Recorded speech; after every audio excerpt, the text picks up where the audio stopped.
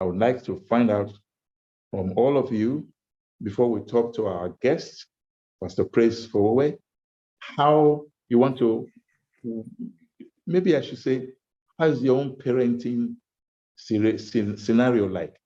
How are your parents dealing with you? How are you dealing with your children? All those questions that come to mind when you look at how Africa has become such a big denominator of the bottom of the ladder. Africa is plundered. Africa is wasted. Africa is looked at as if our leaders don't know how to manage situations. But if you say that in Rwanda, they will tell you, no, sir, our leader is very, very up to it. And he stands up to defend the country, live and direct. And I've seen many other African countries would do that. But when it comes to parenting, let's look at the value system of the family. The African family is rooted in, a convivial relationship that requires father, mother, then the children, and then something we can say we are all happy to be with. I came from childhood to adulthood to parenthood. So let me stop my monologue and invite Pastor Praise FOWOWE. You're welcome, sir. You're based in Canada somewhere. And I know Canada is one of the widest coast-to-coast countries in the world. So which part of Canada are you? Okay, I'm actually in Dallas at the moment. Dallas, okay. I'm in Dallas, Texas, but my family is in Brampton, Canada, which is Ontario province. But my office is in Dallas, Texas. So I'm working from Dallas at the moment. Yes. So wait a minute. You have an office in Dallas? Yes. Your family is based in Canada, Ontario? Yes. And when I knew you, you were also here in Lagos? Yes. Do you still relate all the tripod? Yes, I do. Absolutely. We built systems in Lagos, Nigeria. So we've trained people, over 800 people over time who are professionals now. We set up the family life industry in Nigeria. So, and my office in Nigeria is still intact. We have a Nigerian CEO. We have a North American rep now. We have Europe, and now we're building US. I'm going to take note of that, because next time I'm inviting you to the show, I know what to ask for. Yeah. Congratulations. I'm really happy about that. You didn't tell us when you were leaving, but now we know that you're doing it for good. Let's go to the value system of the African continent. We're looking at how we will beg you, if you are already just joining us, please, you have to mute yourself. So that when we want to speak to you, we will unmute you. Otherwise, the name of affairs, please unmute, rather mute everybody except those who are speaking. Okay. All right. So let's follow the trend the way I expect it to be. What do you think is the thrust of the family value system in Africa? Okay, thank you very much, Uncle Sonny. By the way, I am not a pastor, Uncle Sonny, so just call me by the name you've always known. I've always been your boy. Okay, so I'm still your boy any day. Because you gave me my first media platform, so and I'm your boy any day, and I'm proudly so. Okay, so when we talk about the African value system, it would seem that everything about Africa is what people talk about right now. And I used to believe that. When you look at the leadership, because every leader is a product of the family system. There is nobody troubling the world today that didn't come from a family. So if you look at the African family system, there was a research we conducted where we studied the family systems in almost every African country. And that was quite eye-opening for us that year, in fact, because we did it alongside the rest of the world. Every time we got to Africa, I broke down into tears because I saw the damage that was done and I saw a consistent pattern. And the consistent pattern I saw was like in putting many of the African countries together, it would seem like the colonialists decided to put unlike poles within the same country. so people, so such that they will implode from within. So you will see that people think tribe before nationhood. Every nation that is working across the globe think nationhood before tribe or ethnic group. But in Africa, so I will give an example. When we go to Benin Republic, Benin seems to have over 40-something tribe, as small as that country is.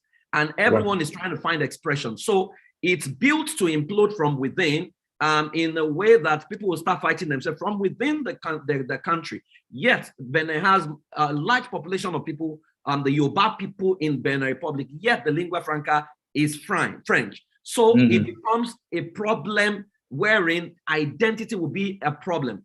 People can't, really readily say, this is who I am. And you find that in the diaspora, where almost everyone is able to, if you say typical India in the diaspora, everybody is an uncle. You almost think that they are related by blood, but it's not that so. It's not that way. My study has shown that it's part of the Indian agenda, wherein anybody that's older than you is an uncle. So you can struggle and compete within your country. But when you step out, it's the Indian agenda, and you are the same everywhere you go, and you have to show that person the way. So it would look as if, we've always been like this, where leadership is about corruption, where our culture as it stands today is actually rooted in corruption, rooted in idolatry, rooted in, when you see about people doing ritual killing to kill a human being, you wonder what exactly is happening. Now, if you stay on that, what you are looking at is Africa from 1700 and to where we are right now. But if you dig deeper and look at Africa between 1400 to 1700, it's a different ballgame entirely. We started a forum for children because we wanted to start parenting African children, virtually, whose parents don't have time for them. So we set up online platforms. And last week was the first class. And we were sharing Africa, especially Benin City, from 1400 to 1700. And nobody, no single soul in that class has had the story before. That Benin City, for example, from 1400 to 1700, had about the best organized city in the world, had a semblance of street light before London, before Germany, before China, had a wall that stood for 400 years, right? That entered the Guinness Book of Records, greater than the wall of China, greater than, whatever any continent has built. As a matter of fact, the mathematical equation used to construct the wall was later discovered in Europe later. So which means technologically, Benin was ahead. The question is, what was the character of the leaders in Benin City that time? What was their DNA code? They were leaders who had foresight. It was, in fact, when British came to invade Benin, Benin soldiers defeated British the first time. That's the story that is never told. So it would look as if there is disorderliness within us. We've always been like this, but it's not true.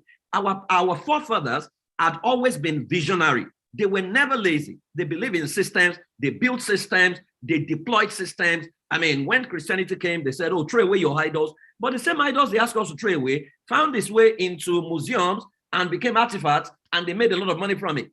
So I think what has happened to our values is we were made to doubt ourselves. Of course, it doesn't mean every aspect of our values is actually right.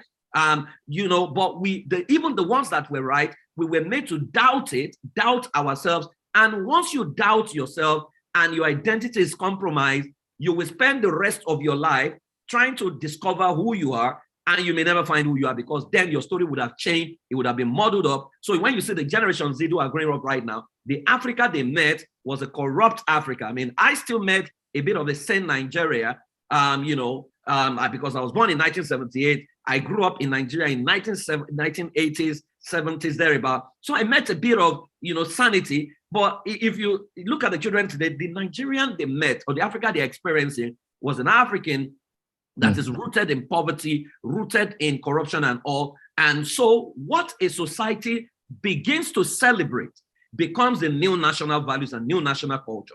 So we began to celebrate the end justify the means. We don't care about the means. So we celebrate cars. We testify, even the soul of a nation, which should be the religious space, check the testimonies. We testify about the cars we bought. We testify about the houses we built. Nobody talks about the process to the cars, the process to. So when a society promotes and clap and celebrate a certain level of values, it becomes national values. And that is what has happened. But that's not the total story.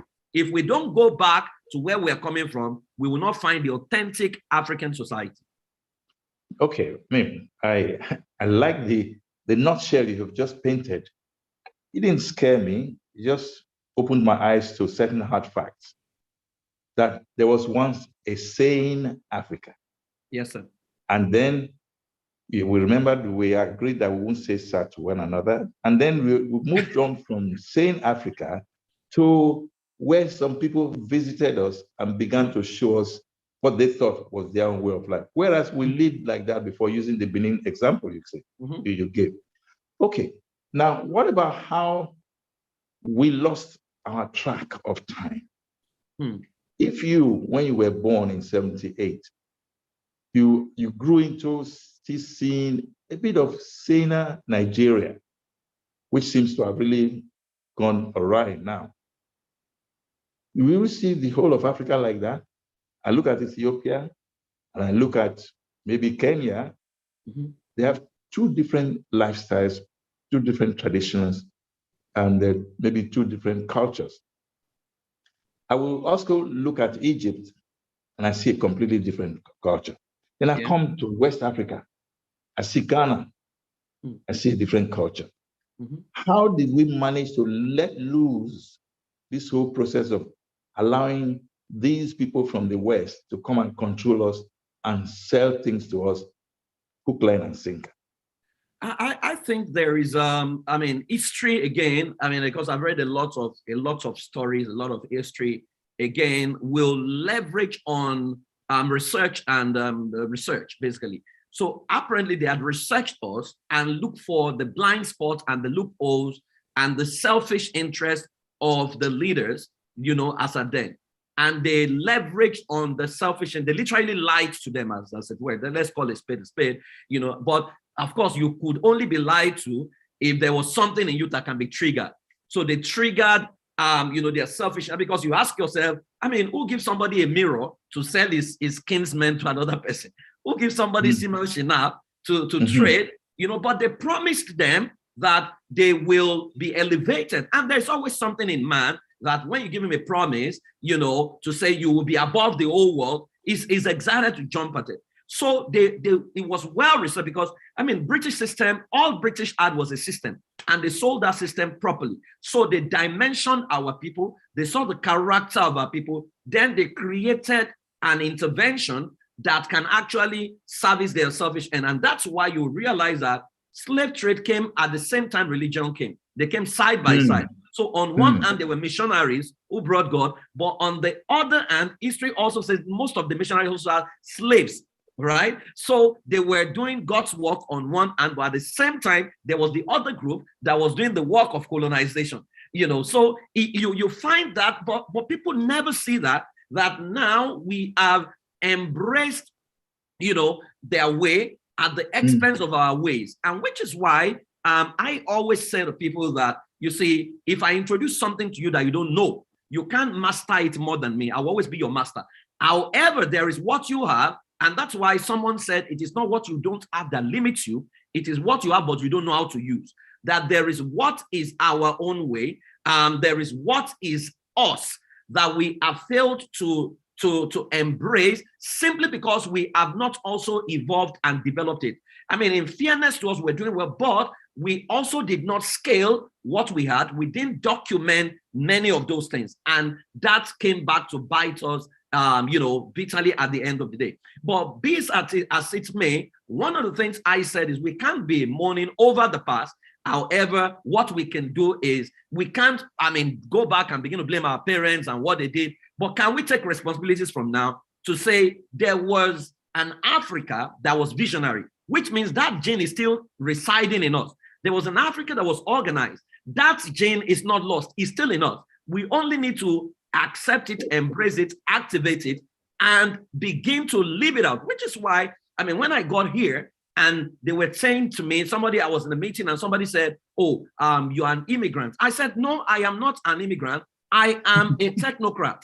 And he looked at me, in a funny way. And I said, I'm a technocrat. I said, because when you guys come to Africa, we don't call you immigrant. You are either technocrats or we call you, slave masters or whatever. And I said, so why is it that when we come here, you zone us as immigrants? Yeah. I said, I'm a technocrat because I have intelligence. I'm not coming here to beg. I have intelligence. I have what the value to add to your society. So don't look at me based on my skin. And the guy said to me that I have never heard anybody speak like this before.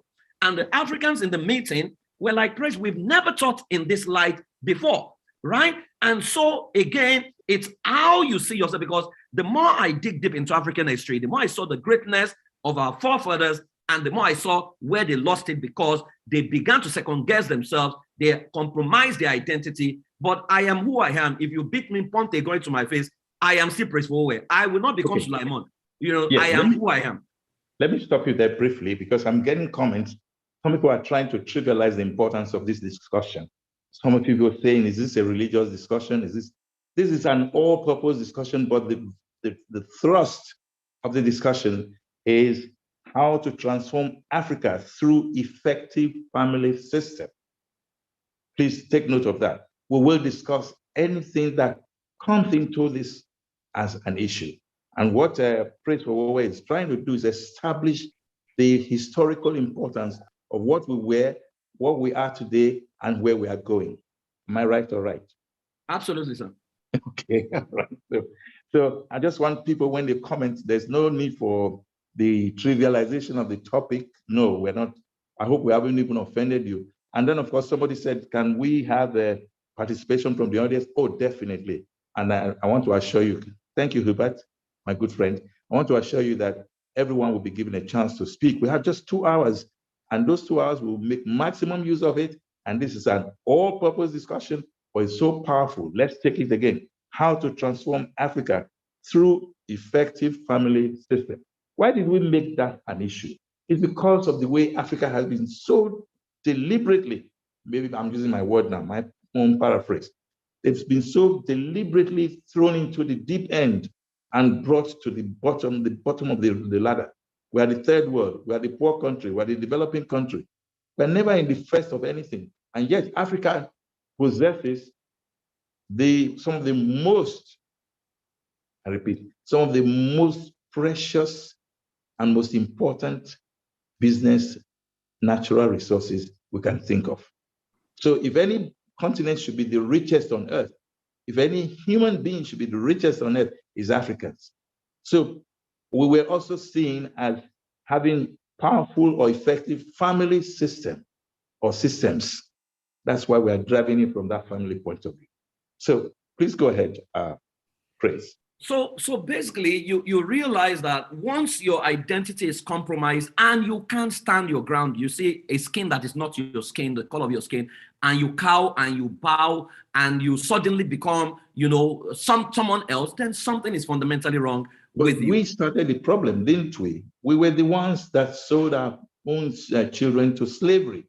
Yes. We're the ones that brought people in to talk us on, hoodwink us into accepting. So as somebody said, and this is no offense to anybody, they gave us the book to read, and then they took a lot of things from us. I'm not trying to be whatever now. I'm just trying to say it as it is, because this is a historical fact. So having gotten to that level, have you not noticed that none of our, and I should not say leaders, I will just say those who have represented us, they didn't look at all of these things, and so they didn't bother to correct it. So where did what go wrong? Why didn't we correct our mistakes? It's again, you see, when you have, you plant error will give birth to error. New error will give birth to other errors. So errors will perpetuate itself in power. And that's what we have right now. It was late Gamaliel Onosode who said that Africans or Nigerians have never had to choose between good and bad, that we've always perpetually chosen between bad and worse, that what we call good is actually bad, right? And so every election time you will have bad and worse, not necessarily good and bad. So when you have bad and worse, what do you have? Because people will say, get your PVC, your vote is your power. But when the powers that be already control your choices, who are you going to vote for? You will have to choose between two lesser evils, but both are evils, basically. So when you have people who have perpetuated themselves in power that way, it now becomes very tough, for you to outwit them. Unfortunately, the people who call themselves good, like someone said, that those who have power don't have ideas, and those who have ideas don't have power. The people who call themselves good don't have the means. And even when they have the means and they're trying to win the battle, the strategy they deploy is very predictable. It's good strategy.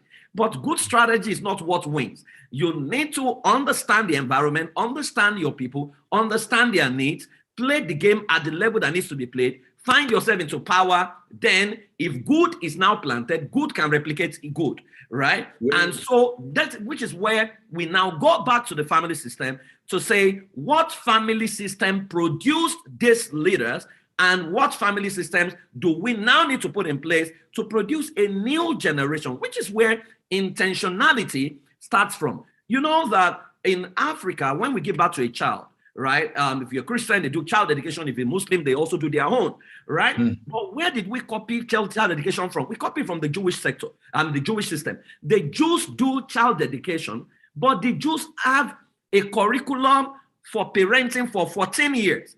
Parenting terminates in the Jewish the Jewish system at the 14th year, and they do a festival called Bat Mitzvah, where you haven't trained a child. So if you pick a 9-year-old Jewish child, you know what he would have been taught. If you pick a 12-year-old, you know what his family would have taught him. It's intentional. Now, at that Bat Mitzvah, so you know what to expect. Check the Japanese system. The Japanese, you never pass an opinion on a child in the first 6 years. You observe and take notes. Then the next 14 years, you teach him stewardship, you teach him his identity, you teach him respect for elders. That is why if you hire a Japanese, the educational system is built on it. You know what to expect. Check the Indians. Indians have a concept called fraternity. And that's why if you're an Indian abroad, you almost have a village you're going to fall into. They're going to show you the way. You are not going to be trying to figure out as a Nigerian who just moved to the US, I've had to figure a lot of things out by myself, because even the Nigerian communities, some of them don't even know some of the things I know now. So you find a system that starts with the family system, then creates a society, creates a culture, and the culture is the same everywhere you go. Africa has not done that. So when you parent with emotion, not with system, because systems are not emotional.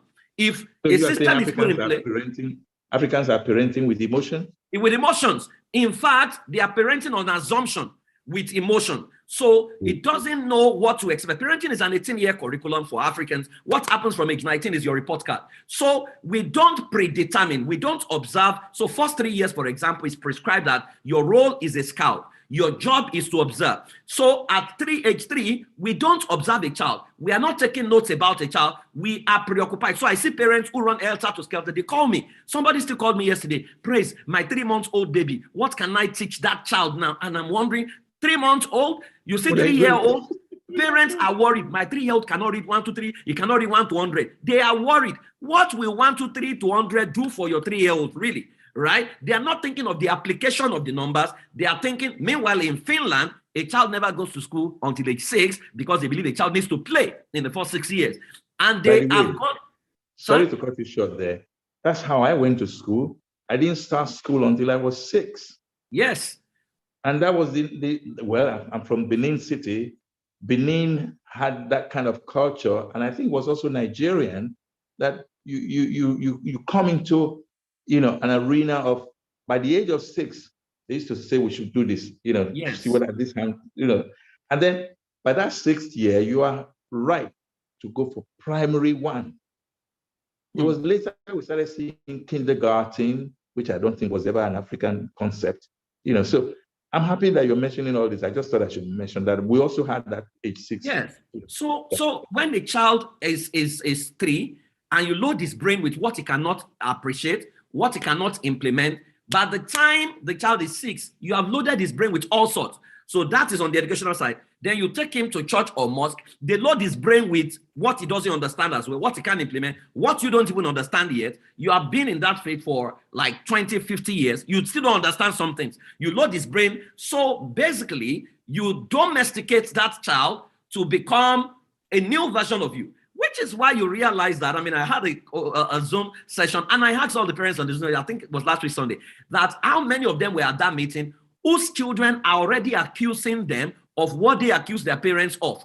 And almost every hand went up. I said, what that report card is showing is that your parents have simply replicated themselves in you. And if care is not taken, you are going to replicate yourself in your children. The only difference is going to be the level of technology they are going to use. So our parents use typewriter, we're going to carry laptops, an iPad. Our children will carry something else, but the DNA is still the same. So if we don't take a pause and begin to ask, what outcome do we want? So for example, take for example, the Nigerian educational system. The Japanese educational system was built. Japanese used to be known for inferior goods, inferior quality, until they learned Six Sigma, the total quality management. And it became a way of life for families. It became a way of life for the educational system. So they asked two questions. Who do we want our citizens to become? Number two, how do we want them to think? Based on answers to those two questions, they created an educational system that can produce that outcome. Now, if you look at our own educational system, we didn't ask any of those questions. We will copy, we'll say British curriculum, American, we don't even know what it is, right? So everybody's preying on everybody's ignorance. And the moment the public school system fails, the nation has literally failed. In fact, is the indicator that we don't want enlightened people, we want illiterate. And when you have illiterate, if illiteracy is what determines the power to vote, then you will perpetuate evil people in power, because you now have the people who cannot critically think, which is where we are. Now the family is actually now the savior, where if we all begin to install an intentional family system, we can swing the base of power by creating enlightened children who can think.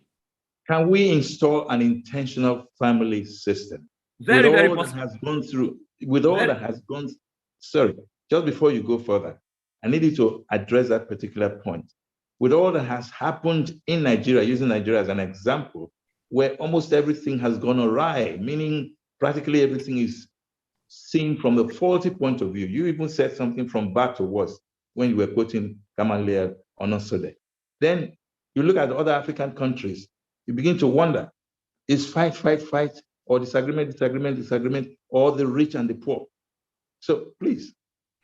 Yeah, Uncle Sonny, you can build. In fact, what we have done is to begin to teach people how to build a family system. I have people on this call who, they can tell you they are already building systems within their family, right? Okay. It's a silent revolution, it's a silent movement. There are not so many, but they've started. So if you go to their families, for example, you will find their family vision is there on their wall. They will tell you their family values. If you're going to live with them, they will take you through what operates in their family. Because, see, if we say it takes a village to raise a child.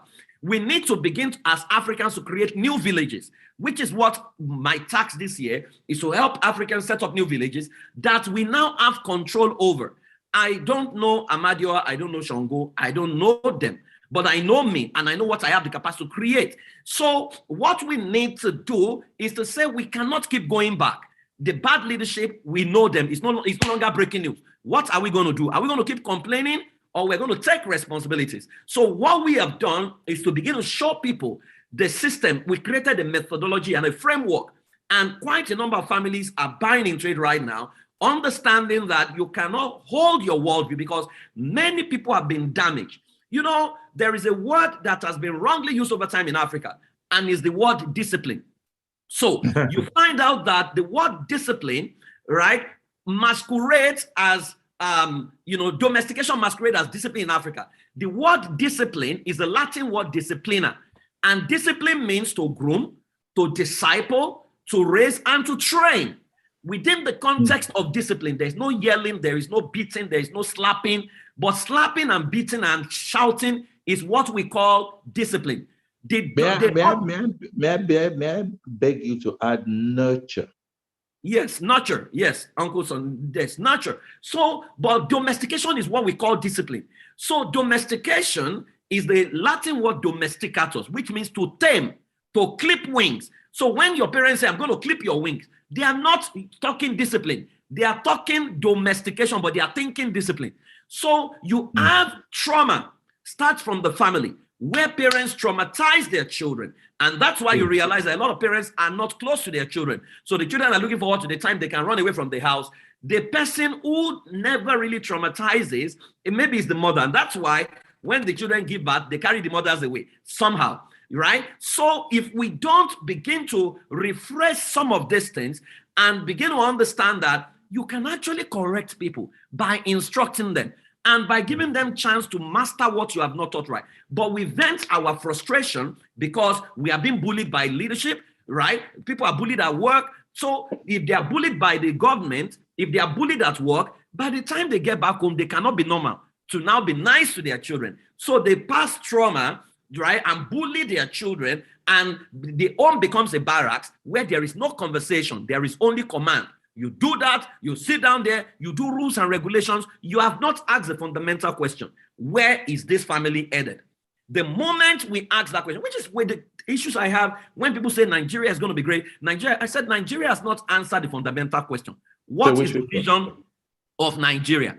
What is the vision? When there is no vision, there is nothing to work with. What is the vision of Nigeria and who is a Nigerian? So if you put every leader in Nigeria in a room, all the governors, and you ask them, can you give us the values, 5 values that define a Nigerian? All of them will give you 5 different values. And that's a problem. If there is no uniformity in the room among the leadership and the presidency is not talking about that, then who are we really? And when there is no uniform identity for a nation, what we have is everybody will stick to what they call their tribe. Even within the tribe, there will be problem because what they call who we are is not documented. So if you put the tribal leaders together in a room as well and say, what is our vision? They will give you different vision. So when there is no vision, there can be systems, there can be structures. And once there can be structures, there can be a predictable result, which is what we now need to address. Okay, I'm going to just digress a little. There's somebody who's very popular in South Africa. I don't quite get the name now. He was describing and comparing Nigeria or Nigerians with, or comparing them to other Africans. The same, another group also looked at Nigerians. They isolated Nigerians. And the South African, a very popular leader of sorts, is a young leader, is a youth leader. He believes that Nigerians are loud, assertive, forceful, but they know what they want. And he was saying it because he wanted to be like a Nigerian. And I got a bit confused because the things that led to his conclusion showed that he admired them for their shared boldness and assertiveness. But is that something that I should be proud of? Well, he said because according to him, he believes that a Nigerian can stand up to a Westerner, a white man, if you like, and say, listen, I am who I am, and I'm proud to be so. If you cannot accept me, so be it. I love that. But how does that now really help us, kill the emotion? Sorry, I just realized that my phone was on. How does that now make us understand that we should not be mistaken for the wrong thing? Another person described, and this time is from Zambia, or Zimbabwe.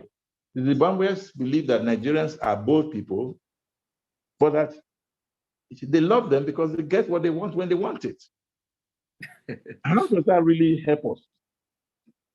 Can't we show another form of example that will make us believe that we are better leaders or better Africans from Nigerian perspective? Sorry. Uncle Sonny, the grass looks greener on the other side. But when you go to that other side, you will now realize that the grass looks greener where you're coming from. Those people, they are talking assumption because the question is, what Nigeria are they talking about? Is it northern Nigeria? Is it southern Nigeria? Because they are not the same. Because if that person goes to northern Nigeria, his experience is going to be totally different. He's not going to say many of the things he's talking about. It's like when we watch American movies and people project America. America is a great country. Nothing goes wrong. I've experienced service breakdown, in certain sectors here. So if you don't live in a place, you just assume everywhere is rosy and things like that. So they don't know the night. And in fairness, there are shades of wins, right, that we have as a people, but they have been accidental. They are not built on the system, so you can't consistently reproduce. So Rwanda would seem that Rwanda is doing well, but what happens when Kagame leaves? That's the real time we will know whether Rwanda is doing well. Is he putting systems and processes in place that can outlive him? Because what we have always had as star players, not systems. So we had an Awolowo, but where's the Awolowo system and what has it produced? Right? Has it been able to, I mean, they built for the first television station, build this, build that. Where are those systems right now? So we have not very heavy on systems. Continuity. Yeah, which is where the British system is something I clap for all the time, because the British system doesn't care who you are. When the train says train will leave at 7 o'clock, even if you are a prime minister and you are running late, the train will leave you behind. The system is no respecter of person. So the rule of law is exceptionally important. Yes. So, but here, a minister can be running late for a flight, and because it's not yet around, the flight will be delayed for 2 hours because he must be on that flight. So that's how you know emotional systems.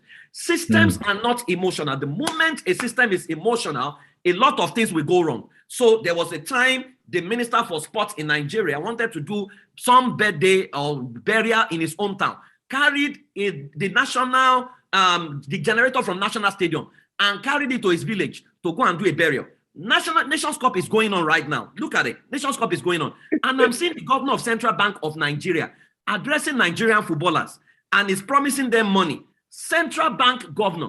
The governor of Lagos State is also there, which is the biggest state in Nigeria. And I'm asking, the economy is in crisis. What should be the priority of the central bank governor? I've never seen any nation in the world that their apex bank governor is in a football match and is now dispensing money as cashier. And I'm wondering, what is the priority? And so these are the things you look at that makes you know that something is fundamentally wrong. And what is fundamentally wrong is there are no systems. Because if the systems are in place and the man knows his onions, he would tell his principal, who is asking him to leave the economy that is in crisis, to go and join football, to say, I'm sorry, I love to watch football, but our economy is more important than what is happening right now. But when people don't have a soul, I always tell people, you see, parenting and family system is very key. I don't steal. And I don't steal money because I am a Christian. No. I don't steal money because I am a Muslim. I cannot steal money because my father conditioned me not to steal money. How he did it, I don't recommend it. He could have done it in another way. He did it in a traumatic way, but he did it. What my father does, he puts a coin on his table. Yeah, he puts a coin on his table and he will tell you to go to his room. If your hand mistakenly moves the coin out of the cycle, my father calls it attempted stealing. He is not going to punish you. And when he punishes you, he will now tell you to pull out your pocket. When you pull out your pocket, he will tell you, when you steal the money that is not yours, he will tear your pocket. That when you are now making legitimate money, your pocket is already torn, it never stays there. So when I do contracts for state government and they have leftover and I return it, they can't understand. They're like, we don't know about this money. I said, no, but it's not my money. What is happening to me? The values of my father is ringing in my head. There were other areas he didn't do well that I'm struggling to master. But when it comes to me and money, my father did a good job, right? So I'm very, very detached about money and things like that. So basically, what we're saying is, if you produce, it's like if you send children to, I tell parents, if I send your child to ISIS camp for 1 year, I even ask pastors this question. If I send your children, the children in your church, to ISIS camp, or the children in your house to ISIS camp or Boko Haram camp for 1 year, who will they become? Everybody is quick to answer, terrorists. How are you sure they are going to become terrorists? Right? Okay, so I rephrase it. And I said, let's say you send them there and you go on fasting and prayers all year round and say, may they not become terrorists. Who will they become? They will still agree that they will become terrorists. How are they able to become terrorists? Systems. Now I ask them, so who are they becoming with you? Then they can answer the question. And that is how you know that there is no intentionality, because it's not clear who you want your child to become. You don't even know the child. You are not willing to discover the child, help the child. Then you are not willing to change yourself to conform to who you need to be to get the best out of the child. So you are broken people within the families going to the society to build systems. They are going to break more people, and hurting people will hurt other people. And that's the beginning of trauma all across Africa. So our task is to now put family system in place that can begin to raise awesome people. And you know that our nation right now cannot stand awesome people. Awesome people can speak their mind. They can challenge authority. So for example, I'm in church and my pastor says something I don't like. I raise my hand. I challenge him, right? But people will look at me in one way and say, what's wrong with you? And I say, excuse me. My father was an Anglican priest. I grew up in the Anglican communion. And one thing I know about the Anglicans and Catholics is that we are not afraid of our priests. We revere them, we honor them, but we can question them. Pentecostalism cannot question. If you question, you are regarded as a rebel. And I'm asking, how can you not be able to question a leader that you know is doing something wrong? I mean, somebody was teaching you somewhere in one of the meetings I attended, and he was a pastor, and he was saying that if you don't wake up at 2 a.m. to pray, you know, you are a weak Christian, you know, because that's the time the demons gather. And I raised my hand, and I asked him, sir, 2 a.m. of which of the time zone? Is it Pacific? Is it GMT? Is it CST? Which of the time zones? And apparently the man couldn't answer. At the end of the meeting, he calls me and he said, Praise, do you know, I'm not even aware that there are other time zones. So the man is spewing ignorance, but the people are clapping out for the ignorance. So you realize that when people have not been properly brought up, they can't challenge systems. They will clap for evil. They will bow down to evil. They will clap for it, you know. And when somebody is trying to call it out, they will begin to call the person and say, your own is too much. Leave it. Because that is why it's been said that in Africa, those waiting to steal are more than those who are already stealing. And that's the problem. Let me stop you here. Let me stop you here and quickly redirect, or should I say, reinform our people that this is a very vibrant conversation. Yes, and I'm going to give everyone a chance. We've almost done 1 hour now. So that means that I'm going to allow the people to show sign of how committed they are in this conversation or to this conversation. And then whenever it's time, I'll call your name, you raise your hand, then I will call you, and then you will ask your question. Let me appeal to you. Your question should not be too long, too cumbersome, or too deafening. Then also, if you're making suggestion, make it as clear and as to the point as possible, so that we can accommodate as many people as possible. We've given Praise FOWOWE about almost an hour for him, about 45 minutes or so, for him to really lay enough foundation. Yes, I was interjecting here and there because it became necessary. Let me quickly also point out here, the Japanese Lean Six Sigma. There's somebody in this forum right now, and I'm happy he's here, Hubert Eke. He actually brought me and my students into the knowledge of it. And the way he explained it, I'm so happy that you brought it up. But how come with the likes of Hubert Eke, who has been training corporate organizations and maybe even government agencies, he's not been able to leave that knowledge in the hands of the people? So Hubert, I'm going to throw this question at you later, maybe not now. Let Praise answer it, and I'll call you back to answer. Interestingly, Uncle Hubert is one of my mentors. And when he was in Bank PHB, he actually got me to train and work with him. I work with him, so I know him very well. You see, people like Uncle Hubert, you know, Uncle Hubert is a talent who has a system, but our system will sabotage the system. Our culture will sabotage what it's trying to, because... Sorry. Say that again. Uncle Hubert is a talent. Yes, who has a system that can be deployed. Who has the system, okay. But there is an existing system in place that what is trying to implement will expose. And that business of corruption is a huge business.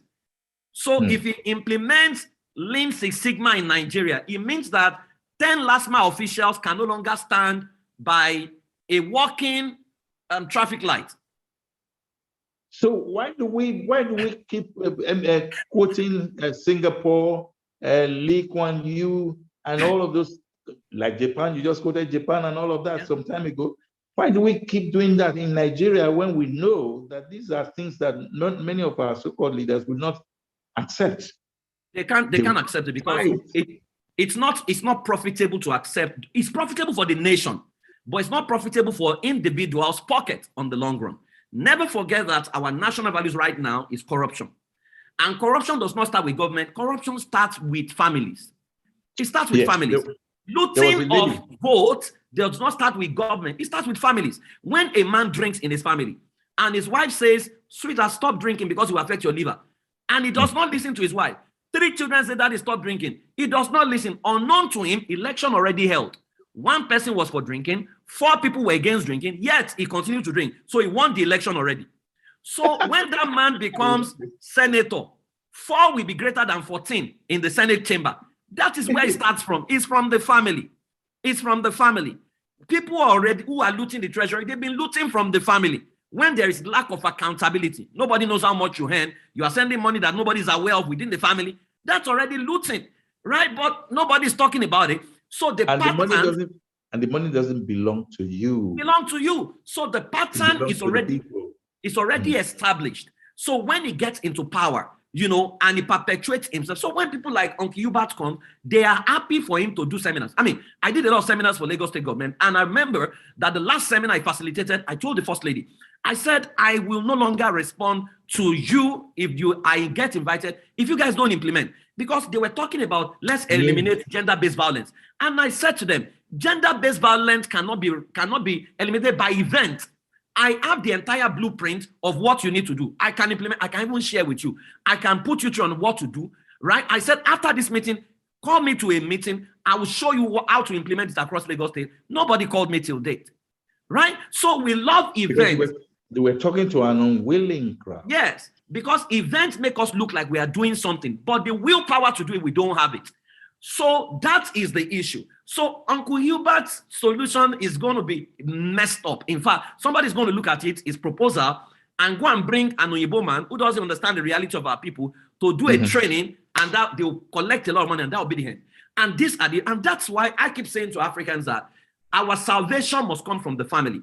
The people who are willing, it will take a longer time. But imagine if everyone on this call, 95 people and those watching us online, everybody says this year, 2022, I am going to do whatever it takes to install a working family system. And if it means that it will change my behavior, change my character, it will be painful. There is no change that is pleasant. I will do it. If all of us do it, then we have saved over 100 families. If we raise children from those families, our children will intermarry.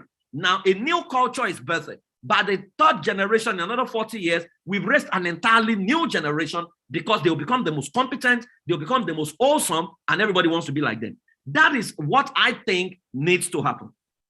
And I need you to put your mind on possibilities of change, possibilities of transformation, and possibility of them trying to ensure that whatever the problems are, we're willing to accept it, and we're willing to make a proper change.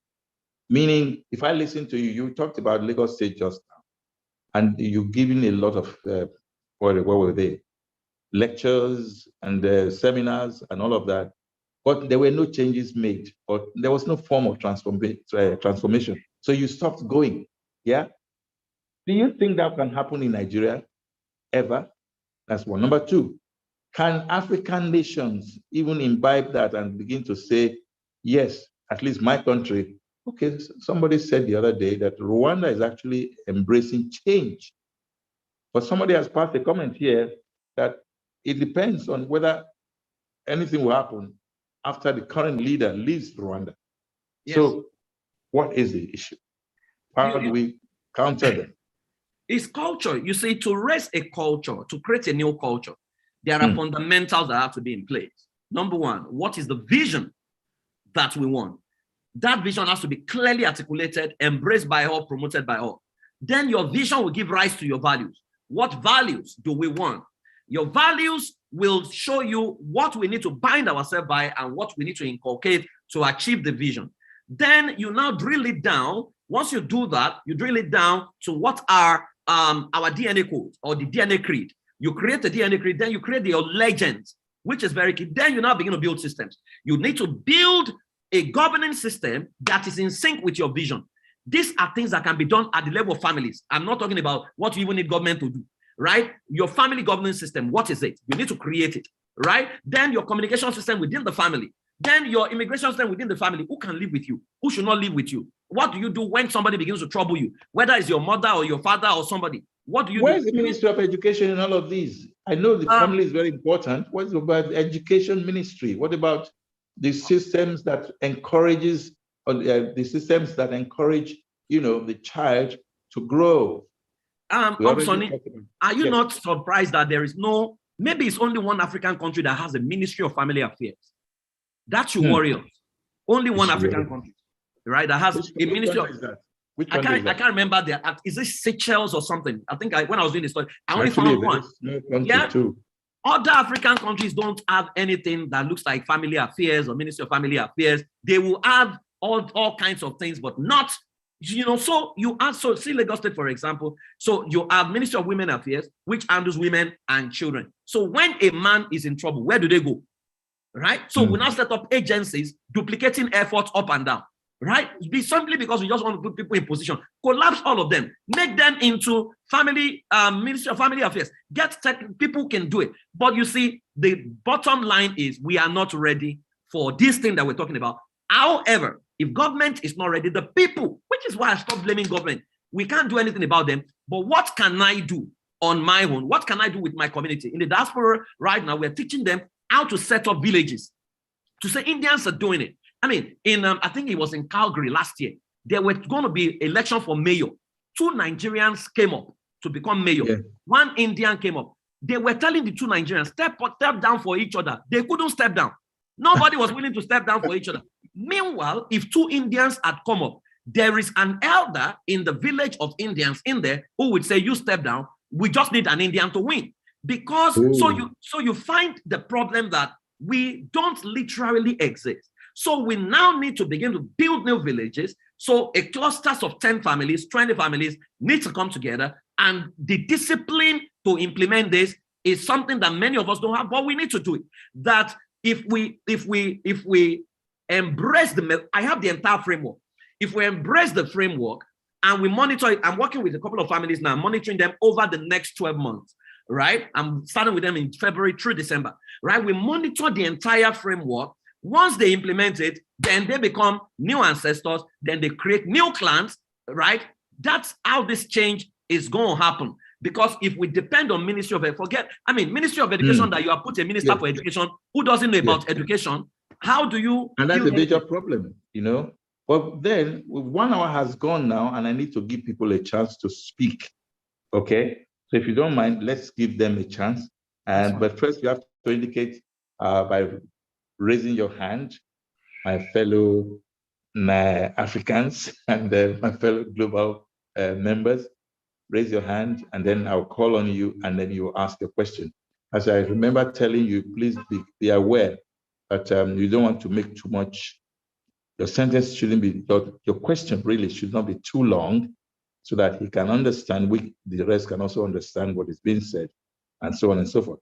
All right, let's have the first speaker who is willing to come to terms with, raise your hands, please. Nobody? We can continue, and I'm very happy that I'm willing to listen to Praise FOWOWE the whole day. All right, let's, okay, 2 hands are up. Excuse me, forgive me, 2 hands are up. I want to pick one. Yes, Grace Okin, and after that, Olatunji Okwe. So Grace Okin, please go ahead. Unmute Grace Okin, please. Unmute yourself, Grace. Can you speak louder? Yes. Sorry, I'm just waking up. Yeah. Okay. I'm just waking up. Good morning. Sorry. Good afternoon. What part of the world are you? I'm in the US. Okay. Yes. Go ahead. Yes. I'm just waking up.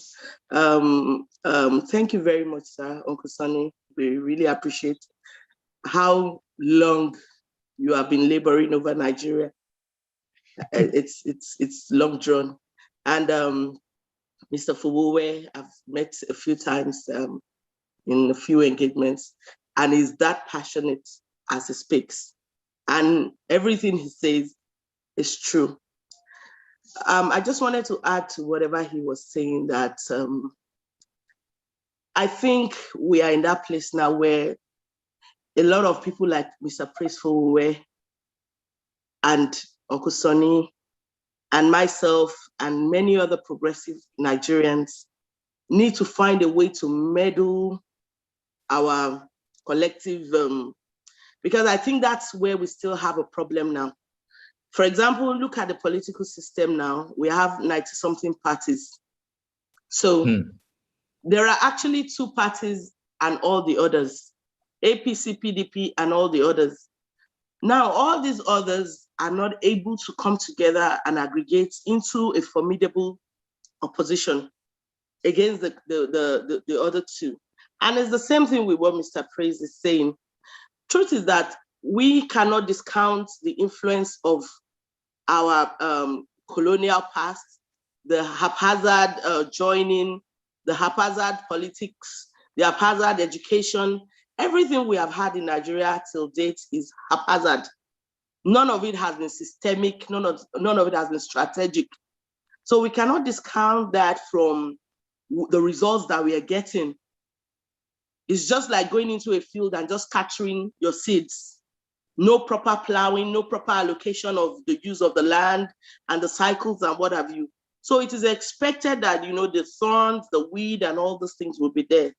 So I just want to say that if it is possible, because we have so many brilliant people, you listen to so many conferences, so many ideas, books, and all that from Nigerians, home and abroad, you see that Nigerians have a lot. But I continue to see that one of the things that we lack, particularly those that have the will to do good, is that we are not able to come together. So you have, this person doing his own thing, that person doing his own thing. There is no coherent, congruent, template to divorce ourselves, to win ourselves from that haphazardness that continues to control everything, including the Ministry of Education you talk about. So yes, our educational system, you find a school. Yes, please. In the last minute, I'll just say you have schools in Lagos that are running Turkish curriculum, that are running American curriculum, that are running British curriculum, German curriculum. Everything around us is haphazard. No matter the beautiful ideas we all have, until we come together, those that are the progressives, and chart a course for the change and the newness that we want to see, I think we'll continue to be like this. Thank you, sir. Thank you very much. Olatunji Okwe, please go ahead. And after that, we have a Nene B, and then FOWOWE Simeon Sunday. So Olatunji Okwe, please. Thank you. Good afternoon, everyone. My name is Olatunji Okwe. I want to, what I actually wanted to say is has been said partly by Grace. Now, one of the things that jumped out at me when Praise was talking was about building village systems. It speaks to the saying that it takes a village to raise a child. But that was when we were more or less at the micro stages, at the village stages, where you had very few people, very few houses, very few families who knew each other and could guide each other. But technology has shrunk our current space right now to the size of those villages. Now, in alignment with what Grace said, the question is, how do we utilize technology in bringing everyone together on the same platform to ensure that we can build collective intelligence towards addressing most of these issues? We are basically contending with families who are, in a lot of cases, dysfunctional. And the outcome is that we have children who are merely imitating what they have found at home, and they are being validated by what they see in the streets. Validated, okay. So it's basically about sociology. Children are impacted by primary sociology, what they see at home, what they see around them, what they see their parents do, their siblings do. The external factors, the secondary sociology, is supposed to validate what they were taught at home. But in this case, what we have is that because the parents are not there, what the external socialization does is that it invalidates whatever they might have been taught at home and gives children a new set of eyes to look at their parents to determine whether what they have been taught is correct or not correct. Well, can I ask a question there based on what you're trying to say? Is the family in any way subjected to a process of maybe learning either from the mistakes or from what the new things or new ideas that they are getting? Because it looks like we're talking about family as if the family is already established to be successful. Many families in Nigeria are not that successful. Yeah, exactly. There's no template to work from for most families. And that is why we need to think about ways of approaching this issue that educates the families themselves so that they can educate their children. That's why I talked about using technology to be able to push this forward. If we cannot engage with families in a way that allows them to moderate their own behavior to ensure the success of their own families and their children, and by extension, the country, we are not going anywhere. Thank you, sir. So the Thank you question very is, much. how do we implement this? Okay. Thank you. Praise, can I take one or two more before you react? That's fine. Okay. Nene, go ahead, please. Nene, are you there? Oh, yes, I am. Okay.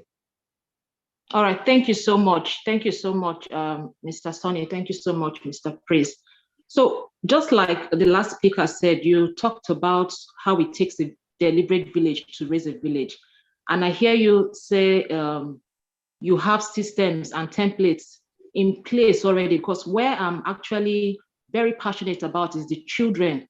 How do we begin to, put them in line with what our vision or what results we want to see is? Do you have like a curriculum, or do you have something that children can, go through now to make the journey more deliberate and intentional? And is there like some accountability group or follow-up group that can help checkmate the children and to bring out what it is we want to see in them?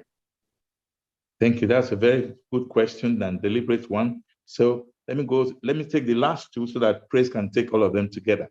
FOWOWE, Simeon, Sunday, another FOWOWE. Yeah, thank you very much. Uncle Sonny and PF. This is quite massive. That's my description of this meeting, quite massive and highly revealing. And I want to commend two of you for the window of grace given to family system in Nigeria. But I have two questions. One, the family system, can it be questioned? Either the artisan typology or the modern typology of family system, can it be questioned by whoever that designed the template? Can it be questioned by members of that family? And then the other one is can any, in Nigeria, for example, can we succeed? Can a family succeed in Nigerian system developing a template for family system without use of indigenous language? Can any family or village in Nigeria context succeed in designing a template for family system without the use of indigenous language? These are my questions. Thank you very much. Questions. And lastly, yes. Oluyemi Awodia, please go ahead. Oluyemi Awodia, please go ahead. Good afternoon. Can you hear me now? Yeah, clearly, yes. Good afternoon. Okay, thank you so much. Thank you so much, Mr. Irabor. And thank you, Mr. FOWOWE. My question is simple. I applaud what you're doing, Mr. FOWOWE, with families that have probably reached out to you. My question is, those families, are they being trained also that they can train other families? Because if we have just few people working with individual family, it will limit or reduce the how quickly we can get this done. is being taught in a way that they can impact other families also. Thank you. Thank you very much. Okay, Praise. Okay, thank you very much. Thank you very much. Let me start with the last question. The mantra is, because it's not, again, cheap to implement some of these things, because we have to deploy resources and a whole lot. So what we have done is we are working with, so this year, for example, from February, we're entering a boot camp for 11 months. So we're going to be building one system every month, across 11 months, and we're going to be tracking it. Now, the whole idea is, is what we've done over time, is to raise a new generation of what we call them ancestors. Now, ancestors will now create we add villages and create clans. Clans will now be, so let's say we have like 100 people in class. Now, those 100, by year 2, we have about 10 clans each working that they will now work with, right? And take them to what they have been taken through, basically. So yes, we have that system in place. And before I left Nigeria, actually, we are trained. There was no family life sector in Nigeria. We actually pioneered it. And it will interest you to know that there is no university in Nigeria that has any course on family life or family system or family science, none, right? The certification program that exists in West Africa today was the one we built over 11 years. And we've even taken it to the US, and they've already acknowledged it as the only certification program that's a combination of coaching, therapy, strategy, and science, right? So we have nothing to be afraid of. It's been tried, it's been tested. So when people go through what we are doing, then they are going to retrain others basically, but they have to master it, and we have to monitor, because I have a way to think. I have a scientific approach to things, to say, let's run a pilot, which is what I did where I met Uncle Sonny many years ago. I went to Ajibunle, went to work on a pilot with prostitutes, took them out of brothel, understood what works across 7 years. Now, before it became a methodology that I began to teach people, right? That's what we're doing right now. So there are people who, we still have a few spaces. People can still come into that space between February and December. But basically, we are training them to replicate what they have learned, because when they master system, they can replicate it. Number 2, can the family succeed in Nigeria without indigenous language? Truth is, language is simply a means of communication, but your language can also be part of your identity. It's interesting that we said that language and science is a knowledge of precision, that the languages, the subjects that can innovate are taught in local dialects in many of the nations of the world. Physics, chemistry, for the math, right? It's taught in Mandarin, in China, it's taught in German, in Germany, right? But you find out that Nigeria, yes, we say that our lingua franca is English. I'm really, really looking forward to a time that we can teach physics in Edo language or Isha or in Yoruba. Of course, that might be a bit cumbersome, but let's even say that indigenous language doesn't exist, as it were, which I think many of the Nigerian indigenous languages are 2 generations away from going into extinction, unless something is drastically done. Because when I was born, what I was taught was Yoruba. Then now I'm raising my children. My son understands Yoruba. My daughter is struggling. We're trying to put her through, but you find out that by the time they are going to raise children, they're not going to even teach them Yoruba, which is a problem already. And it's because our language did not evolve over time. Our language could have evolved wherein, if you want to do experiment right now, and you say, what is lilac in your local language? You find out that there is no lilac, there are no expression, because our language did not evolve with time. It's just been, in Yoruba, for example, once you take red and blue and yellow, by the time you get to burgundy and other colors, and if you want to do, research, you find out that those languages don't exist. Right. So that's that. I believe that we need to bring back our local dialect. But even if we can't do that, can we even embrace Pidgin? Right. And Pidgin, I think, works well for everyone, no matter wherever you're from. Number 3, can the template be questioned? Yes. As a matter of fact, what we say is, before you create a family vision, we always recommend that you go to your family. I mean, I was hired by a man who had a polygamous family, and there was chaos for 3 years in Nigeria. The man said, oh, Praise, you have a template. Can you restore peace to my family? Right? The man is a Muslim. He has 4 wives. 2 of them are Christians. He has all kinds of children. I had to do mediation, bring all of them together, listen to their collective aspiration. Then we all worked on the family vision together, and everybody embraced it, because people will never champion what they were never a part of.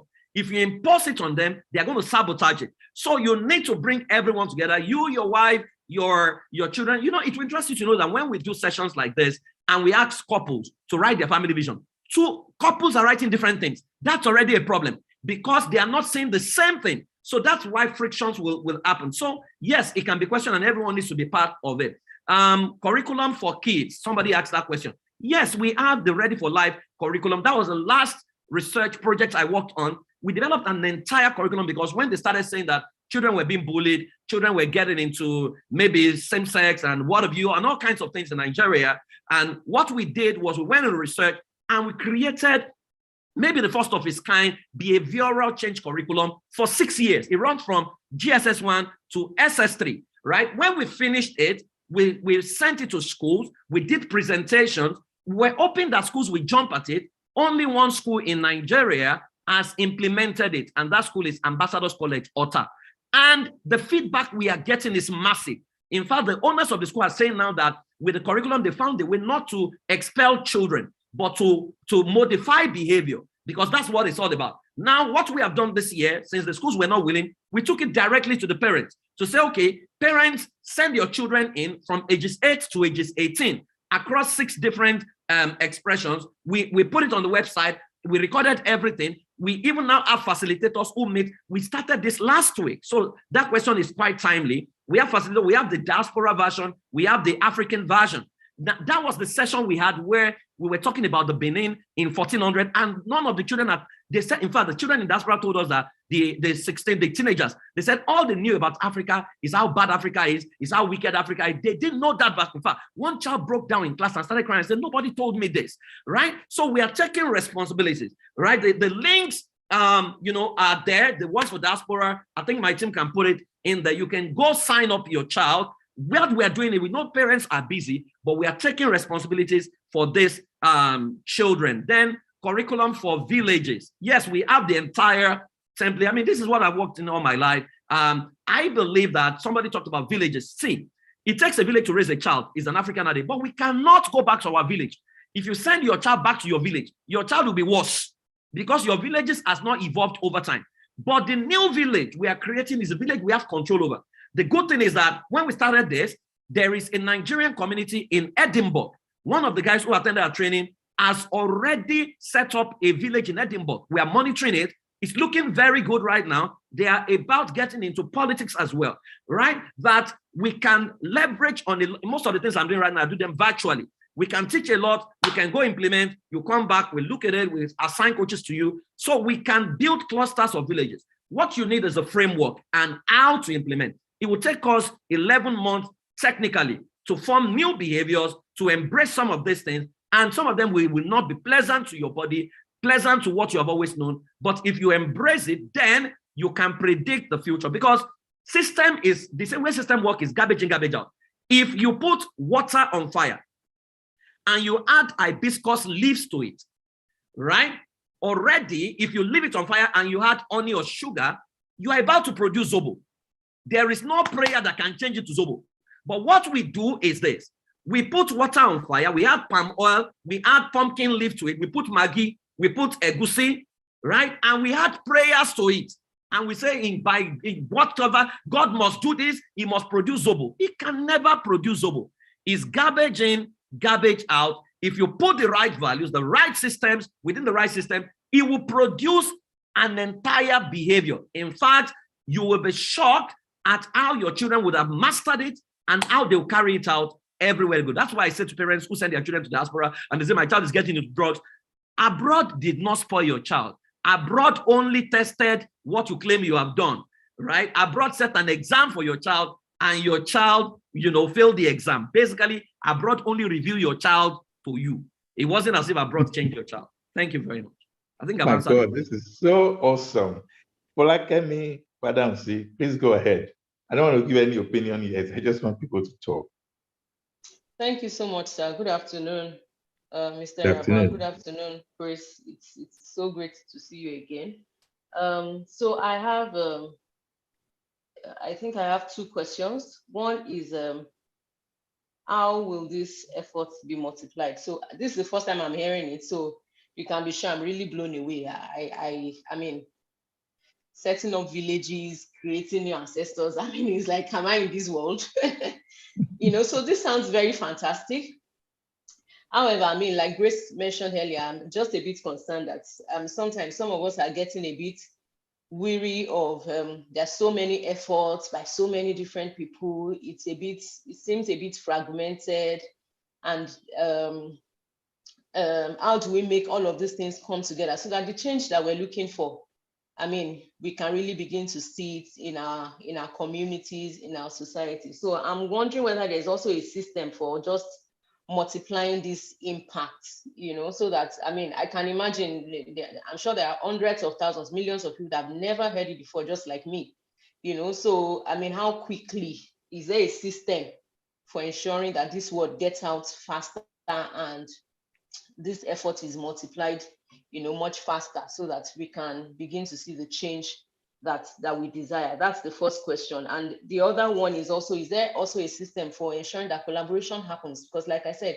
fragmentation is one of our biggest issues. Everybody wants to own something, wants to be the chairperson of one society, wants to be, you know, and sometimes you are wondering, I mean, what are you more particular about?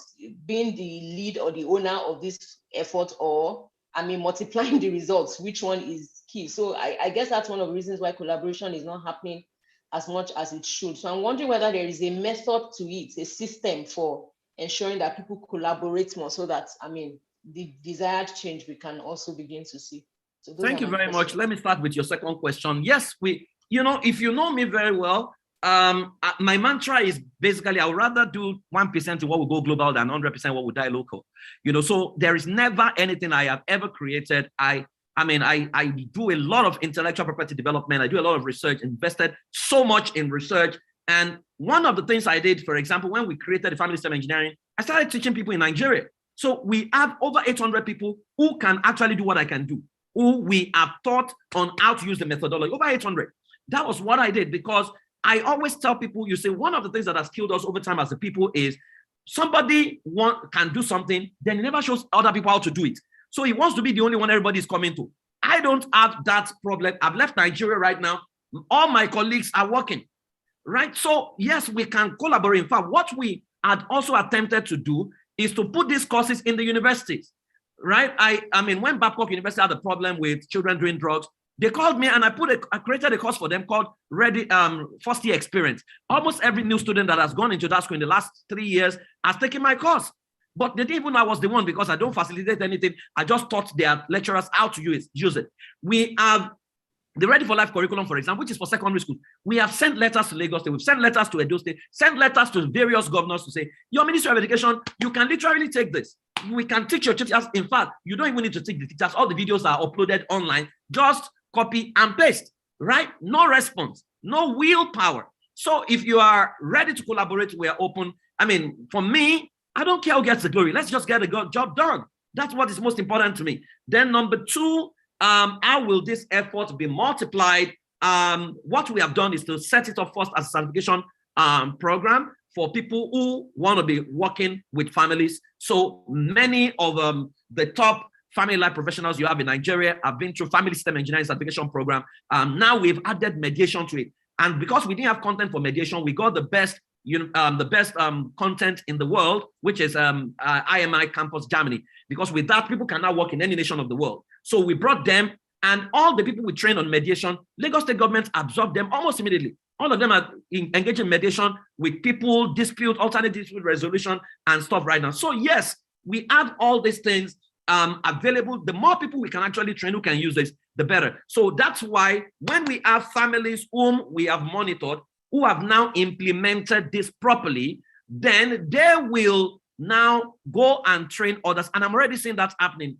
If what we have not done is to make a lot of noise about it, again, because once we begin to make noise, they will sabotage it. Government, I mean, we just like to sabotage what is good, you know. So what we have done is to ensure we take it to the mass market as fast as we can and find people who are willing, right, and ready to implement and work with them over a period of time. And once they do it, in fact, what we do for people who graduate from the institute is We send them to go and do what we call community infusion, which is a free session for people who can't even afford anything, to say, quickly teach them. So Nigeria still battles with who is superior between a man and a woman. In fact, we ran a survey. Every case Lagos sent to my office when I was in Nigeria about domestic violence. The first question we ask, we run a survey, and the number one question there is, who is superior between a man and a woman? Almost all the men between their wife believe that man is superior to a woman. Who is superior between husband and wife? Almost all the men believe that husband is superior to his wife. So why wouldn't they be their wives? By the time we sit them down and we begin to ask them, so where did you get this from? They will say Bible. Where in the Bible? They will say Genesis 1, the Bible says, and God made man in our image. I said, it did. So continue to read and say, let them. Is the word there man or male? Then they say, oh, male is man. I said, male is not man. The word there is the word humanity. I mean, I studied Hebrew and Greek. It's the word humanity, which means mankind expressed in two gender, male and female. The moment you see someone and you think you are superior to the person, you will molest the person. But if you see yourself as this is a feminine expression of you, this is the masculine expression of me, you will collaborate. So when we can't even define girl, boy, so when people are doing girl child empowerment, I mean, I saw someone who had a lot of funding in Abuja the other day. She's doing girl child empowerment. I asked her, can you define a girl child? She couldn't define a girl child. Yes, there is a lot of funding. So you realize that as long as there is no will to change the world, to change the people, to influence people positively, you will have funds in the wrong hands, and everyone will be doing what I'm interested in result. When I clocked 40, I told myself, I will no longer be running after government to say, implement this. I will do what I can do. My team will do what they can do. The people we have trained will do what they can do. And that is the essence of system, because if it's a system, take me out, the system will survive by itself, basically, and that's the need for us to build system, because if it's all about you and they take you out, that's the end. But if it's a system, the system will replicate itself. You can't stop a moving train. So I am the least of the factor. There are several, over 800 people who are training other people to do what we can do. I have a question. Yes, sir. We have been talking about mainly children and then parenting, but we haven't said too much about parenting, the parents themselves. Yeah. Now, let me start my question in this manner. Man, woman, they meet, they agree, they produce children. Yes. Then when it comes to bringing up those children, oftentimes there's always a disagreement along the way. Yes. One becomes possessive of them, the other becomes left out, or Yes. vice versa. Now, if this is the case, why should I really raise eyebrow? Why don't I just ask myself, why did I come to this world to bring up children that I cannot take part in the upbringing or in the nurturing? Yeah. So how can we make parents take control, they take ownership of their weaknesses and succumb to a superior power or knowledge that will make them agree as husband and wife, as parents, to bring their children up together? There must be a creed of sort that will make them speak the same language so that children will not get confused and start to polarize. I agree absolutely with you. Interesting thing is I had the mentor who is an American, herself and her husband. They've been married for like 30 years then, before I even got married. And I one day asked them, how come you don't have children? And they said, we chose not to have. And I said, why? They said, because when we were getting married, we both knew that we're going to be very busy, and we felt it would be irresponsible to bring children to this world that we will not have time for. That was it was a culture shock for me, but it was very profound. You see, the concept that everybody must give birth to children is the bane of Africans. So you have a man who doesn't earn money, but he has impregnated 10 women. He has 15 children. Go to the north, go to the south. You see all these kind of things up and down. So the man, yet you have you not noticed that the richer people are, the lesser the number of children they have. The poorer people are, the more the children. So those children, there are no facilities for them. Now, what we say is this: the moment a husband and wife don't have a uniform parenting template, a child is going to be compromised. The moment that a child comes to daddy and says, daddy, I want ice cream, and daddy says no, and goes to mommy and mommy says yes, there's already going to be a problem. So the child will associate pain to daddy, associate pleasure to mommy, and will think mommy loves him more than daddy, and that's a problem. So what we say is this: many parents themselves were traumatized children who have become adults who are still traumatized. The first thing we do when we do sessions with parents, the first module is healing. and you see parents break down in class crying, right? Because if you don't deal with your trauma, the trauma of your childhood, what your parents did to you, there is no way you won't pass pain to your child. You will pass trauma and it will show up in yelling. I don't yell at my children at all because we have created perceptual code. You see, in growing up, you need to ask the two of you, which of you have a better parenting template? If it was the wife that had a better parenting template, let her lead. Don't be trying to say because I'm the man. I must say you did have a good parenting experience. So what are you going to give except you have gone to learn?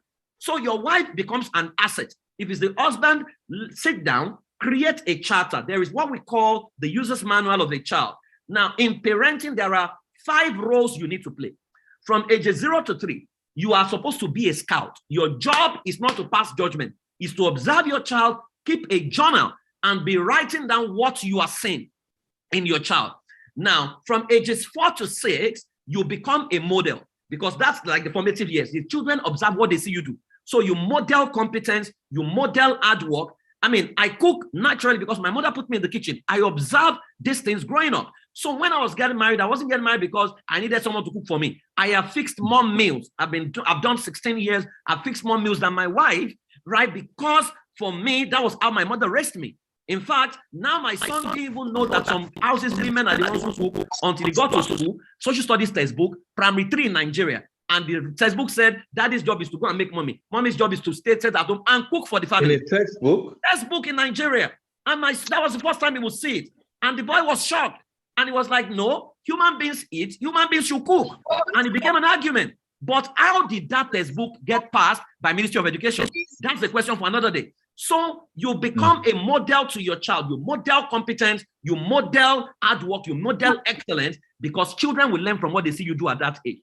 Now, from ages 7 to 9, thereabout, you become an instructor. Based on what you have observed in the first 3 years, you now begin to instruct your children. So, for example, my children study a global icon every day. Every day they study a global icon. If they study one per day, in 365 days, they would have studied 365. So they watch the video, we discuss it. Now it's tough. I have to design that. Right? I have to monitor them, but they are doing it. They don't even know what I'm building inside of them. Now, so you have to be on ground as a parent. So as an instructor, that's when you design what we call your domestic educational system, which is totally different from the domestic, the educational system of the Ministry of Education. You need to have your own educational system within your family. That's when you design it, and that's when you run it. And that's why you see some interesting families, they have a semblance of that in place, right? I was talking to Pastor Itua Igodalo one day, and because we went to the same school with Sanusi Lamido Sanusi, and he gave me an interesting story. And he said when they were in Form 1, a teacher came to class, and the teacher was asking, what would you like to become in the future, right? That when he got to him, he said, I would like to become an accountant. He said when they got to His Royal Highness Sanusi Lamido, the boy said, I would like to become the Emir of Kano.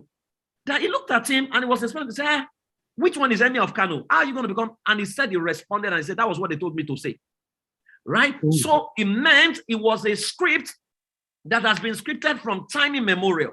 Right? Parenting is scripting, basically. That's the new rule of parenting is scripting. You need to script a child in the direction of an outcome based on the traits he has shown. Now, from ages 10 to 12, your job is to become a friend. That's when a lot of parents lose their children. You become your child's friend, you understand their passcode, you get into their dancing, you get into their songs, you let them, they must trust you to tell you things. So there must be interaction. Yes, and you must not, exaggerate what they tell you. So if your child says to you, I'm having a crush, don't sit down and say, yeah, you are a devil's child. How can you be having you are too young? If you say that, they will never confide in you anymore. They want to talk to you, but you have to be willing. And never forget that you are dealing with Generation Z. Generation Z is different from Generation Y and the baby boomers. We couldn't question our parents. Generation Z and Generation Alpha. If you have a child less than 23, they are Generation Z. If you have a child less than 10, that's Generation Alpha. They are going to question you. So they want collaboration. They want to be part of even the food you are eating in your house. They want to be part of the choice of the holiday. If they are not part of it, they don't champion it. They will sabotage you, no matter who you think you are. And once they sabotage you, you will see your foolishness as a parent. Now, from ages 13 to 18, you become a coach. The job of the coach is to help your player create strategy and to balance perspective. Because from age 19, you are now a cheerleader and an advisor. Your child is no longer obliged to listen to you. But if you have done when I say parents say, my teenager does not listen to me, my own teenager is my paddy. I mean, he's hugging me almost all the time. He's calling me all the time, and we are gisting because of the way he was raised. Teenagers don't just fall down from the sky. Teenagers are the report card of your toddling years. And who your child is as an adult is the report card of your first 18 years, basically. So would you like your report card? So you need to ask from age 1, what report card do I want to see at age 18? Then who do I need to become to create that report card? What information do I need to expose myself to? And what system do I need to put in place to ensure that that happens? Once you do that, the rest is easy, and you will raise a child who you can beat your chest to say, anywhere he goes, I know what he will do. You have answered the question I'm going to ask in a very peculiar way, but I'm still going to ask it. Parents are worried that their children are no longer close to them. Yes. Some of them believe that their children are selfish and so don't want to see their parents. Some parents also fear that as they grow older, they become lonelier because their children are becoming more personable towards their interest groups, their peers, and their personalities. How do you correlate or even rotate all of these concepts? Because age, longevity is an issue. Yes. But age becomes a double issue with longevity if there is no cross-pollination between the young and the old. Yes. We need to, you see, there's a concept we never teach in African leadership. And we have a funny adage that actually rubbishes our leadership experience. So the Yoruba says that an elephant does not blow his horn at the same time with his son. And it's an adage that has defined our leadership. And I think it's a sabotaging adage. Why can't elephant blow treble and let one son blow alto and let one son blow tenor and let another one blow bass and create a fantastic symphony or harmony? Yeah. Right? Yes. So what you find out is we want to be leader forever. We want to be mentors forever. But I teach that the highest level of mentoring is when your mentees become your mentor. And that is the only way to find expression in the life of your children. You need to admit at some point that they know what you don't know.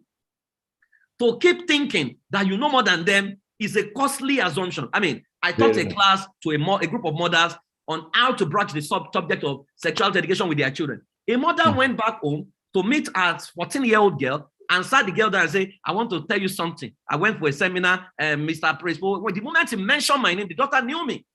And she couldn't even mention sex. The daughter said, Mommy, is this sex you want to talk about? And the daughter carried chair on her head and started dancing and said, Mommy, what do you want to know about sex? Let me teach you.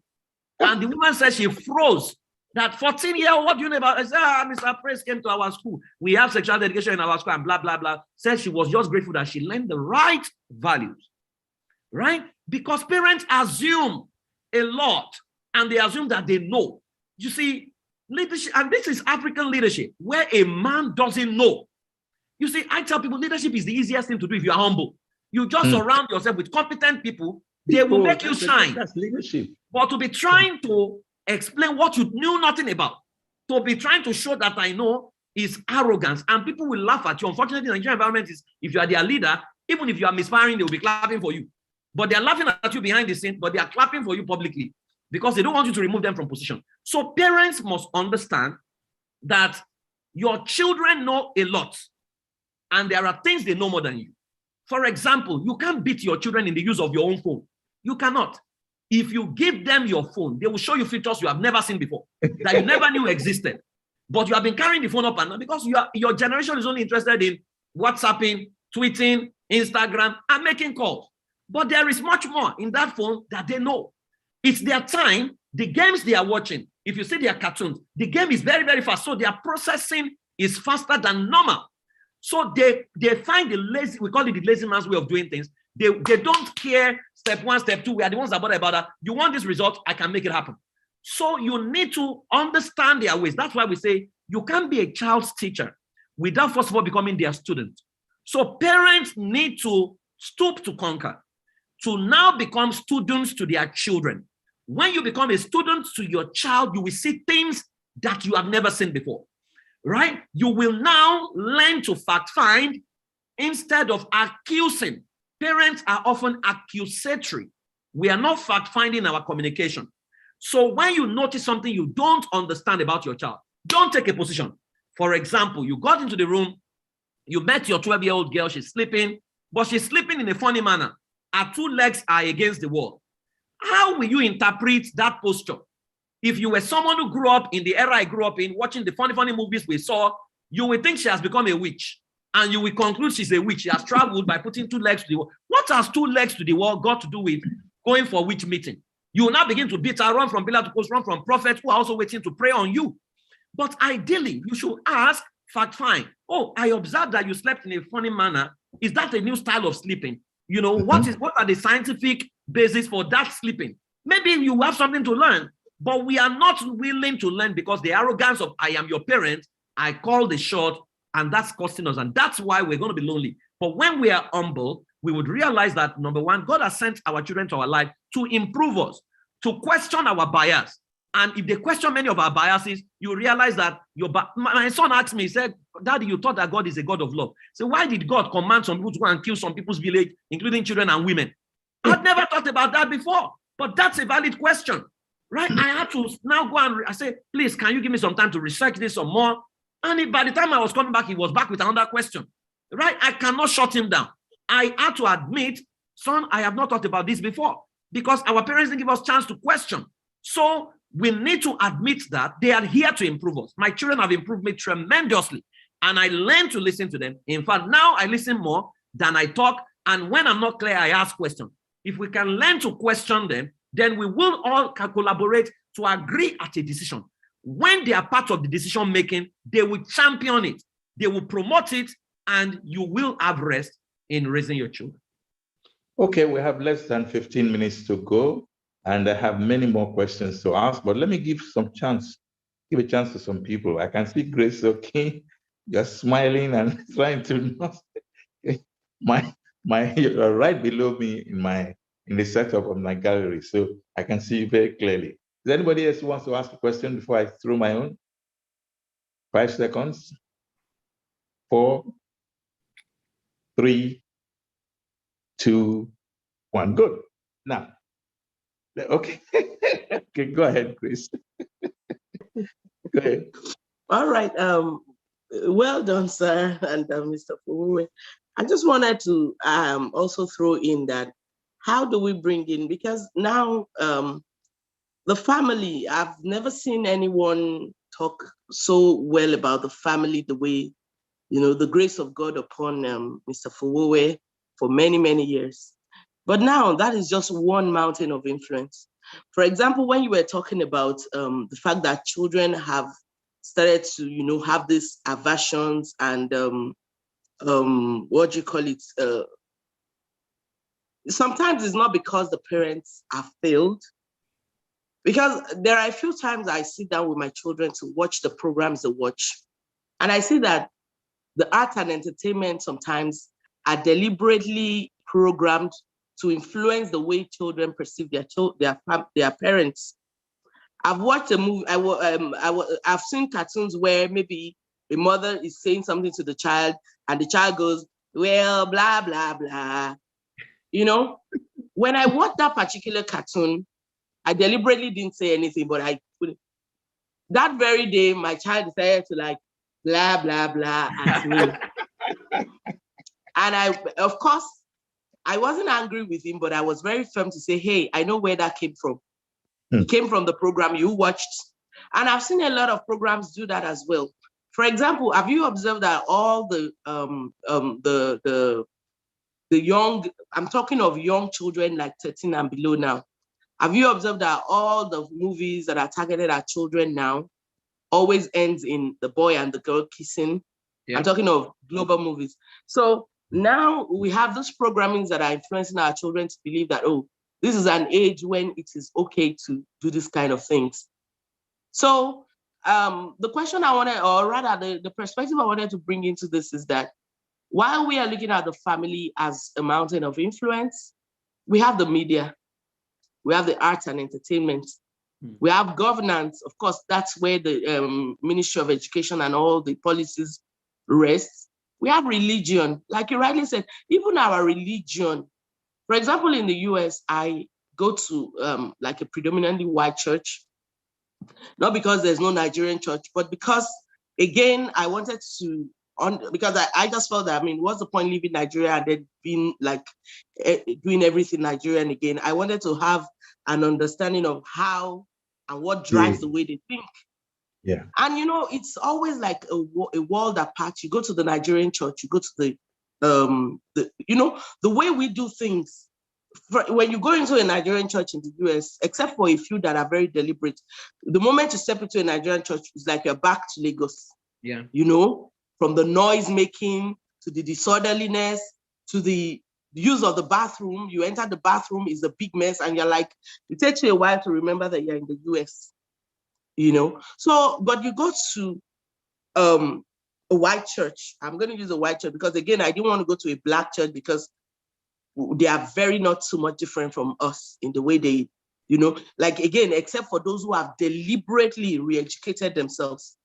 I see that. So when you look at all these other mountains of influence, again, let's look at our arts and entertainment in Nigeria. Mr. FOWOWE, you spend days and days, months, years developing curriculum. Wait until Davido says one thing and it rubbishes everything that you have taught them. Yeah. It's like, so how do we now look at how to aggregate all? I still come back to the point of aggregation. Because again, how do we, you know, Zlatan says one thing, or Mali, you know, says one, Naira Mali says one thing, or what's her name, or Tiwa Savage does one thing, and it rubbishes everything that you have painstakingly, you know, built. Do you see how one sentence from the TV sticks in their head so fast? But your years and years of saying is like, hey. So how do we aggregate all this influences? I hear you. I hear you. Let me tell you this. If a system is properly built, you won't worry about what those guys are saying. Have you seen Boko Haram dance to any of these people? Or say, because Zlatan is saying something, I won't bomb people. Right? Even if they dance to it, they will still do what they need to do. So sometimes it's not about, if I raise someone within my system and someone is singing something contrary, and that person, the person I raise is dancing to what that person is saying, then it's a feedback that my system is not what it claims it is. Right? That's just feedback. It's very simple. Your children will speak with the enemies at the gate. If your children are now speaking for the enemies and dancing with the enemies at the gate, something is fundamentally wrong. That is why systems are never emotional. But I'll tell you how we work. I'm a long-term thinker. With the Ready for Life curriculum that we put in Ambassadors College, for example, what we have done is to do behavioral modification and values modification. Some of the future musicians are in that school. I wish we can get into all the other schools, right? You will find, because you can't stop evil from producing evil. And you can't stop lewd content, lewd system from producing. When Olamide was singing many years ago and people were against him and they were praying, raising prayer, I said, stop raising prayer point, because the system will produce someone else. The system produced Zlatan, produced Naira Mali, now produced Zazu. Right? If you keep producing people, you can't stop that. What you can do, however, is to create alternative systems that can produce equally good content, right? That can start side by side. The job of your children will now be to choose based on who they are. So, for example, I taught my children and some of their friends that you are royalty. As a royalty, so I asked, if Bill Gates wakes up in the morning and Bill Gates wants to listen to music, what kind of music do you think he's going to listen to? What would he read? Right? And I said, that's a benchmark for you. So before you listen to or dance to any music, can you listen to the lyrical content? So we brought a couple of lyrical content and analyzed it. By the time we analyze it, they fed me back to say, this guy is not making sense at all. We can't even understand what he's saying. So if someone that is singing something you don't understand is adding beats to it. So if I add beat to you are stupid, you are stupid, you are stupid, you are stupid, will you dance? They say no. So immediately after that, I noticed that whenever there is a song, the first thing I want to do is listen to the lyrical content. So you can train people to make choices. You can't stop any side from playing, but you can train. You can't stop the bird from hovering, but you can stop the bird from perching on your head, which is where you train people's mind. The hallmark of an educational system is for intelligent mind to choose what they allow into their mind. And that's what we are doing. That's our approach to things, because we can't stop anybody from saying what they want to say. Unfortunately, the corporate Nigeria, we endorse, right? We say we want a better society. State government, we say we want to go against child sexual abuse, but they will endorse, bring someone who has sang lewd content that's messing up the children's mind to come for their event and play, and they will dance. Then the next minute, they will now say, we don't want this one. So you can see how we confuse ourselves and confuse children. But you say, I can't take responsibility for evil. I can take responsibility for good and build system that I hope will create good.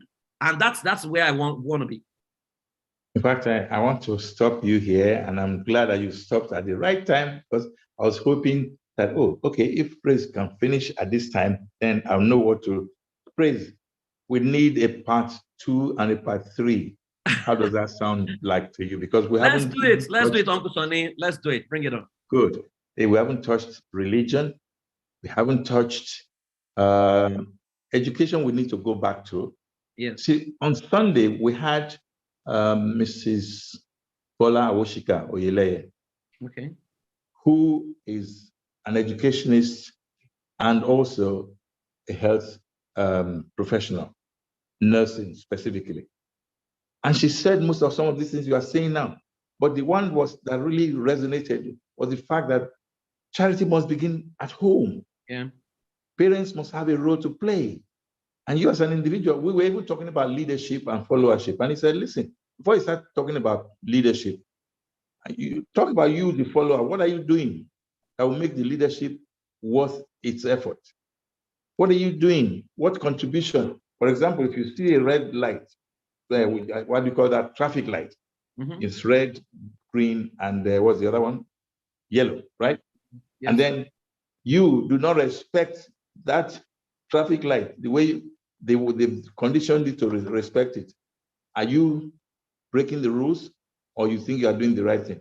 She also gave an example of a woman whose friend's son saw her in the queue, and then took her passport, went to, jumped so many people, went to the front, got the whatever it was that the passport was being used for, and took the woman out of the queue. The woman was eulogizing him and praising and, dancing. She now met this woman later and said, listen, what do you think you succeeded in doing? The woman said, well, I was able to get myself out of that long queue. He said, okay, fine. Would you say you've committed any corruption? Or he said, no, I didn't corrupt anything. I didn't commit any corruption. Now, look at that. So the way you are talking, it's along the line what she was saying as well. But the people who should know are not interested in finding out what they are not doing right that will make the people happy with them and say, okay, go ahead, lead us. So please, that's another question for another day. Yes. I just want to thank you. I want you to give one last word based on this topic today. What's your advice to parents? What's your advice to children? And how should the society, position itself? Let's stop blaming people. Let's take responsibility. Some of us are the people that we claim have destroyed Nigeria, destroyed Africa. They are in their 80s, but they got into power at 40, at 30. Some of them are 20 something. You may not be able to become the president of Nigeria, but you can do something starting with your family. You are the president of your family. If you want to blame the president, if we come and assess your family, would we say you have done it well? And if there's an election every 4 years in your family, will they vote you back as father, as mother, as husband, as wife? If your answer is no, then fix yourself. Because if you fix you, then we can fix your environment, then your environment can fix your community. So whether you're a child, whether you're a parent, please get knowledge. Get knowledge. If you can come into class with us, we would gladly welcome you and show you all the templates across the next 11 months. But let's get knowledge and let's have the will to understand that the best of us right now is not the best we can ever be. There is a lot more, and you'll be willing to change. Once you change and you become that shining light, everybody comes in your direction and you become an ancestor of a new generation and raise different clans. And somewhere, somehow, there'll be a convergence. And once there's a convergence, evil will no longer be able to comprehend light, because light will shine in darkness and darkness cannot comprehend it. Thank you very much, Uncle Sonny, for the invitation. Thank you so much. Thank you. I don't know, do you have a one breath for Latunji Okwe? I didn't know that his hand was up. Latunji, can you make your question very short and to the point? Are you there? Not really a question. About 3 years ago, Tim and I wanted to run an intervention in Ayurami Fellow. And I asked a friend of mine who's also on this committee, Omotala for me, about to partner with, and she mentioned Praise FOWOWE. We are still on that issue, and I would still love to partner with him. I don't have a direct contact with him, so I'm just hoping that by the time I find him, that I would like to work with him, especially utilizing the platforms and the templates that he has built. Good. I think they just put something across now. Very good. Thank you very much. They just put something across. Please take over. You can actually shoot me a mail, praisefowwowe@gmail.com. Just send the mail, then we can take it up from there. So. Thank you very much, everyone. Yes. praisefowwowe@gmail, yes. Thank you very much. Thank you very much. Okay. Thank you very much, every one of you. And I want to say that on Sunday, we have Khadija Okunu Lamidi, presidential aspirant at the age of 38. That's a very good one, big one for the youth. The youth, they've been asked to come out. She's bold enough, and a lady for that matter, she's coming out. She'll be with us on SONI IRABOR Live this Sunday. Please feel free. We will send the invitations out as well. Feel free to join us, okay? And all of you, thank you so much. In fact, we had about 100 people. Praise now for you. Now for you, you're a great man. Thank you so much. Thank you. Fantastic. Always nice to be with you. And all of you that took part, God bless you all. You made my day. You made my old aging self young again. God bless you all, and bye-bye. Bye.